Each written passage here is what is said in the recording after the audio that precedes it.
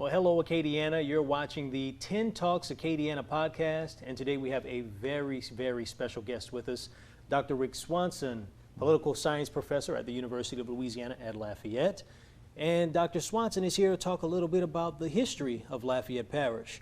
Now, over the past few years, I personally have been seeing your name a lot when it comes to speaking about the dark past of Lafayette Parish. Now, of course, present day, we were recently the happiest city in America. We have Festival International. I mean, throughout Acadiana, everything is celebrated. I mean, down to rice, you know. So one important quote that I've heard you say throughout your presentations is, if we don't know our past, then we're doomed to repeat it. And that's why today we'll talk a little bit about the dark history of Lafayette Parish and a little bit about how that has played a role in our current community.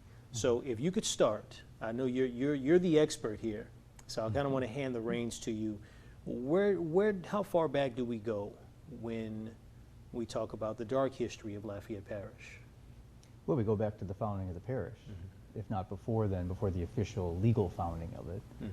That if you're just looking at the dark history, then you have to look at what happened to the Native Americans that were living here, who were almost entirely either killed, died of disease, or enslaved themselves. And then when the slavery was barred of Native Americans, the African slavery really took over, and that grew through the founding of the parish in the 1820s up until the Civil War. And by 1860, people of African descent actually made up a majority of the population of Lafayette Parish. When we go to the Civil War, of course, there's kind of been some, I guess, smoky interpretations of the reasoning of the war. In your TED Talks podcast, which we'll talk a little about that later, what do you call it where they try to change the reasoning for the war?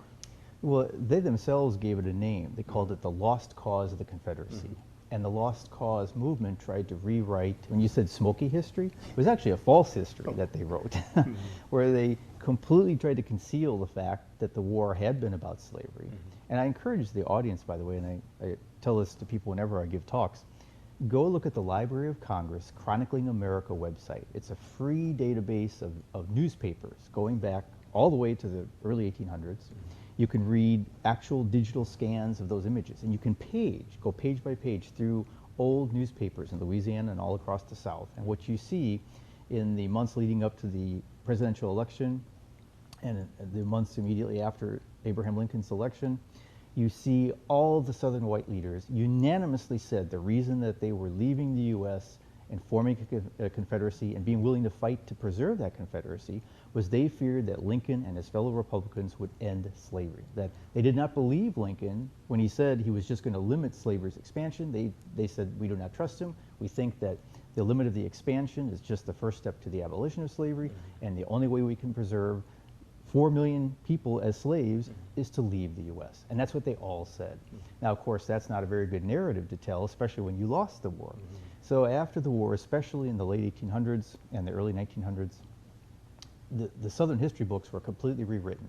And it was actually mandated, for example, the Louisiana Board of Education, the State Board of Education, would not approve any school history books or even literature books that had narratives, for example.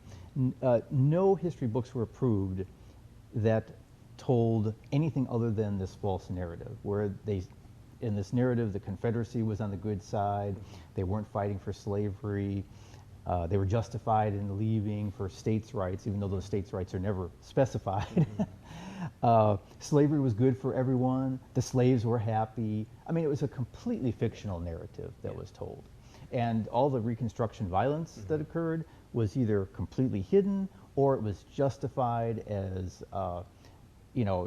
corrupt black-led government, and the whites then retook their governments back, and they redeemed the South. And so it was a complete fictional narrative. That's where I was going to go next, to Reconstruction, because that brings us to another important topic that just recently took place in Lafayette Parish with the removal of the Confederate General Robert Mouton's statue in downtown Alfred Lafayette. Mouton.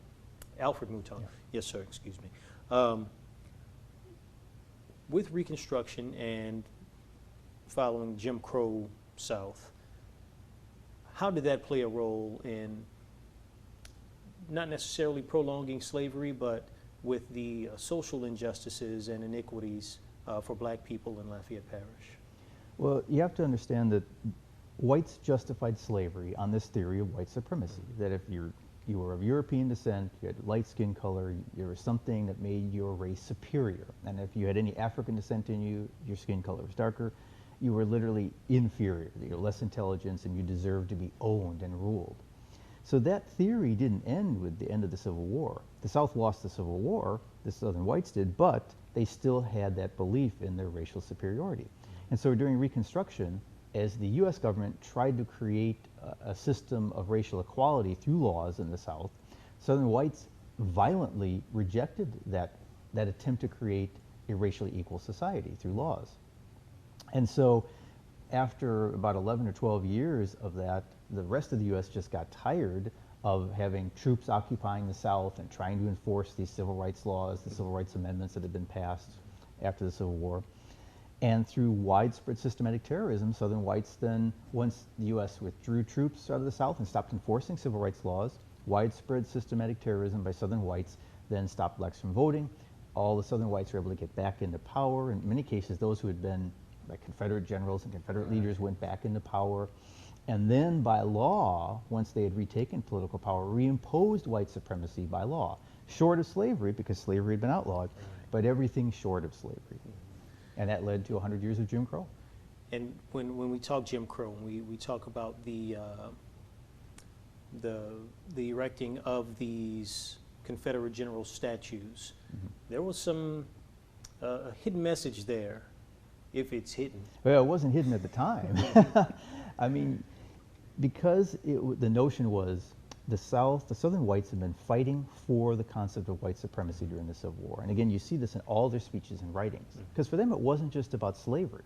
When you read their speeches and writings, they said, look, if slavery is abolished, that's just the first step, because the next thing the U.S. government is going to do is create racial equality.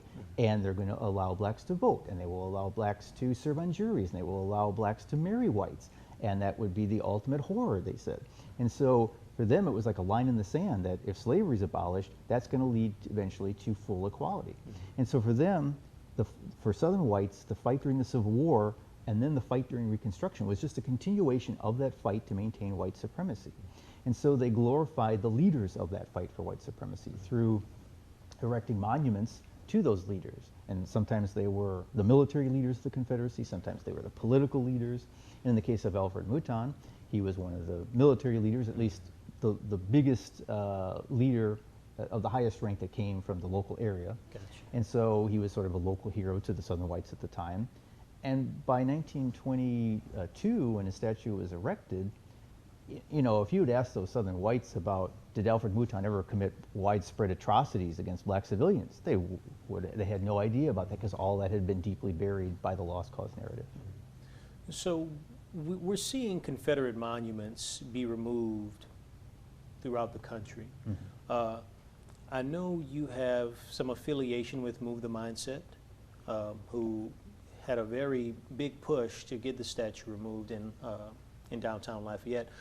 Do you know if there is any effort to rename streets, parishes in Acadiana? I'm not aware of it, but I'm actually not a member of Move the Mindset, Correct. but I've helped them by giving them presentations and giving them a lot of information, historical information. Okay. And so you'd have to ask them if they, you know, what their next objects or mission. But I know their mission broadly is, and I don't want to speak for them, but their mission broadly is to educate the public.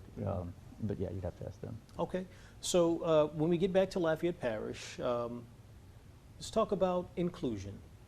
You have, and I'm not sure if it was your idea, but I've seen in your presentations where there is another version of the Acadiana flag where we include the Western African population who contributed to the founding of our region.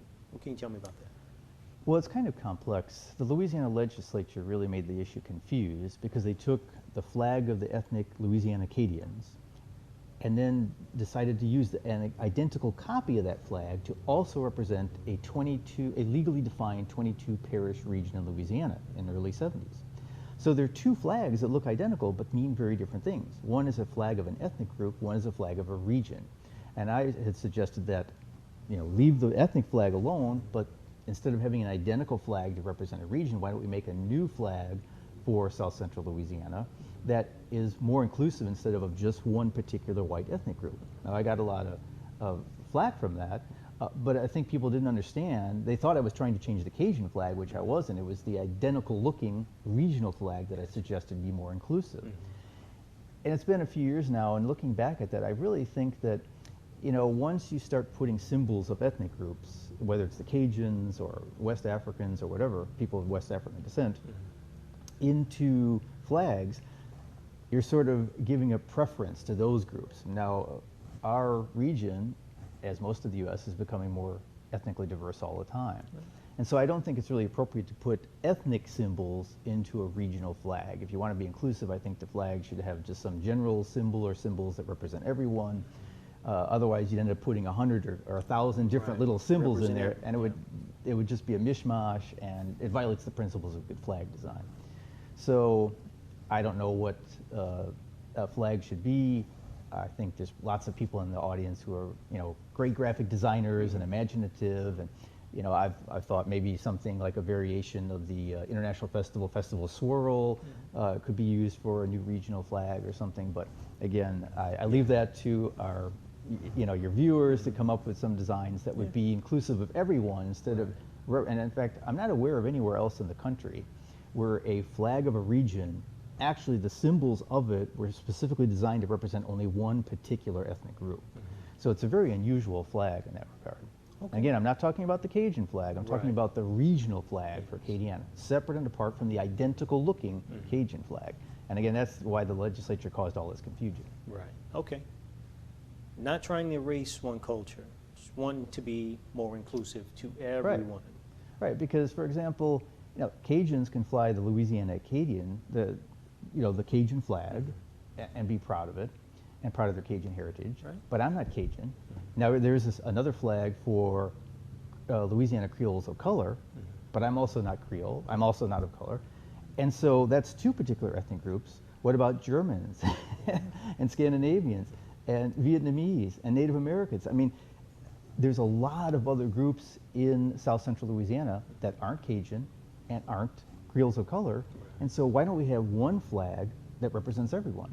It's sort of another example of the leftover segregation from Jim Crow, that we even have segregated flags. We have a flag that white Cajuns fly, and we have a flag that black Creoles of color fly, but all the other white groups and black groups that aren't either Cajun or Creole, they don't have a flag. We don't have a unified regional flag, except a flag that by design, again, people can look it up, the elements of the Acadiana flag only represent Cajuns, and that's it.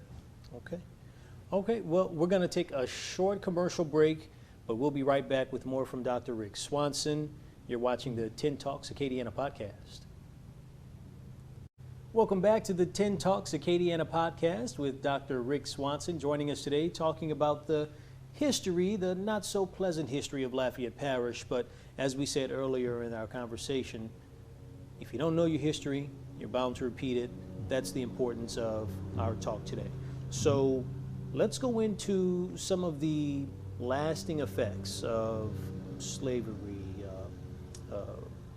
Jim Crow South. How is that affecting our community still in the year 2021? Right, and that's one of the key points of my talks, is that this is not just history.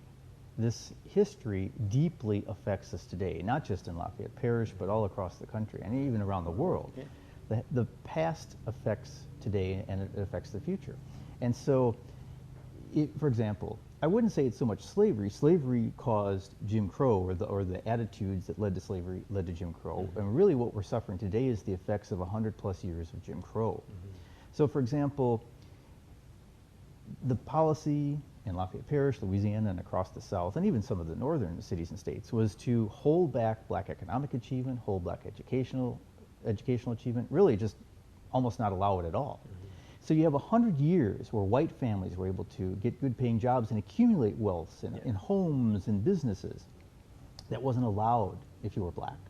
So now we had the success of the civil rights movement in the mid-1960s, and it made the playing field equal, but the problem is white families had generated enormous wealth over the prior 100 years, black families did not, and so you have this intergenerational wealth gap, which we still have today.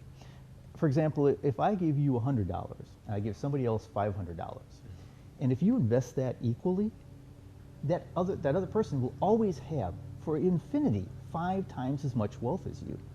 Now, I don't know what the answer is. I don't have the solution. I'm not an economic expert. I'm not a financial expert. All I'm trying to do is point out that the wealth gap we have today between whites and blacks is left over from Jim Crow. And there's other things. For example, in my presentations, I point out, using Lafayette Parish as a case study, the city of Lafayette enacted a segregation ordinance in 1923. Now, they quickly repealed it because a few whites that were caught inside the boundaries that were supposed to be defined only for blacks objected, so they repealed the boundaries. But those boundaries had already been set in writing. Banks knew to follow it, who to give loans to, who not to give loans to. White homeowners and renters knew who to rent to and who not to. And if you look at the racial demographics of our city today, you still see the concentrations of the black population in Lafayette City that very much maps onto that segregation ordinance of 100 years ago. And then when you have segregated neighborhoods, because most schools attendance zones are based on neighborhoods, then that means that as a result, you're going to have some schools that are predominantly white and some that are predominantly black, some almost exclusively white, some almost exclusively black. Now, Lafayette Parish has gotten better about that over time, but there's still some schools that are predominantly white, predominantly black. Yeah. And that's left over from the neighborhood segregation, which is left over from Jim Crow. So you see, it's like dominoes, that you have just all of these lingering consequences from Jim Crow. And again, I don't have the answers. I wish I did. If anyone had the answers to this, right, Congress would be dealing with it right now. I mean, I think the thing that gives me optimism is that all across the political spectrum today, people acknowledge that these disparities exist, and they acknowledge that this is not fair. But then the problem is we disagree about how to solve that. But at least we agree that it exists and agree that it's a problem. And now the question is, okay, so now we're at least on the solution stage. How do we solve it? And if the solution was that easy and clear, we would have agreed on it by now. And it's just a shame when I see people fighting about this, because we all want the same thing. We want to live in a fair world, and it's just about how do we get there. Yeah. So there's been progress, maybe not consistent, and of course not as fast as anyone would like, but there has been some progress, and of course I think that is a reason to be optimistic for people in the situation and those fighting to eradicate it. Lafayette Parish as a whole, or I should say the entire Acadiana region, the makeup, the demographic of these people, or of us, pretty even as far as the population of whites, blacks? I mean, generally, if you look across South Central Louisiana, whites are about 2/3 to 3/4 of the population now. Okay. Because basically what happened during Jim Crow, historians referred to it as the Great Migration, because the situation economically, educationally, criminally was just so oppressive against the black population that to try to have some better chance at success in life, lots of families and individuals fled the South to go to northern and western cities and states. Excuse me. Oh, no. I asked that to follow up with, is that why we would see such differences in affluent neighborhoods as opposed to one of those communities that was designated for black families in the 1920s? Yeah, I mean, I'm not going to say it explains it 100%, because I think life is really complex. Right. And this is where I differ. You know, some people today claim that any racial disparity is purely a result of racism or racist policy. But I think life's more complex than that. Of course. That, you know, there's some things, chance and luck and some choice and some cultural issues. But at least and I think we could all agree, at least a significant component of the current racial disparities in our world today are a result of past discrimination, and I think that's pretty clear. Okay. And so let's take, for example, after the Civil War. After the Civil War, people who had been slaves had literally zero education and zero wealth, because both of those were legally prohibited. Yet the white plantation owners were allowed to keep their homes and their land. And they have passed that on, at least the ones who kept it in their family, have passed it on from generation to generation. You can tour some of these homes, and some of them are still in the families, and they make a lot of money. I mean, they have these fancy homes and the land, and their wealth is left over from wealth that was gained during slavery. Right. And yet those same workers who'd been enslaved, they got nothing, and Jim Crow prevented them from getting anything. And so, again, I don't know what the solution is, but in some cases you can find that, yes, the wealth gained by some people still today was gained through this inherited wealth. In other cases, there were opportunities to acquire wealth, like business owners, for example.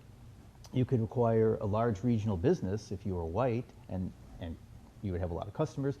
If you were black, it was almost impossible for you to have a large regional business, especially with the oil and gas boom, for example.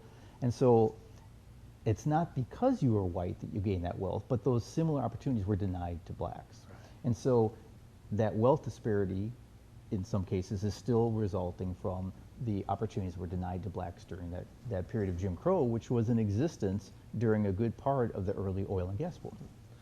So we'll try to put together a panel of some experts to find the solutions. But about you, what's next for Rick? Well, working on anything? Yeah, I wish there was 10 of me to go around, because I just finished a textbook on law and legal reasoning and just submitted an edited volume to a university press that dealt with basically what we talked about earlier, just compiles hundreds of quotes by Southern white leaders where they say the reason they're fighting and leaving the U.S. is all about white supremacy and slavery. And so now my next project, I think, is going to be finally putting, and I had to get those off my plate because I'd already been working on them, but now I think a lot of people have been asking me for a book that basically summarizes my research on Lafayette Parish history. But I think that really can't be told without looking at the broader region of South Central Louisiana, which itself can't really be told without looking at the context of Louisiana as a whole, because a lot of the laws that discriminated were state laws, not local laws. So right now I'm trying to figure out how do I balance between telling the local history but bring in the statewide history, which puts everything in the context. And actually my problem is I have too much information to go into one book, and I have to decide how do I pare it down, and do I make it for a mass audience versus an academic audience. I'd like it to be for a mass audience, but then I have to decide, well, so how much detail do I leave out? And basically that's my next project, to finally take everything that I've accumulated and basically take my presentations and put it into a book form. Okay. Well, folks, that's Dr. Rick Swanson with the University of Louisiana at Lafayette, but he has so many more titles. I told him, I apologize, I can't remember them all, but he is a wealth of knowledge, and I'm just Rick. He's Rick. Rick, we want to thank you for being with us today, and hopefully we'll have you back soon. Maybe not soon, but to talk about your book. I'm always happy to help you. Well, thank you, Rick. Thank you. And thank you all for watching the 10 Talks Acadiana podcast.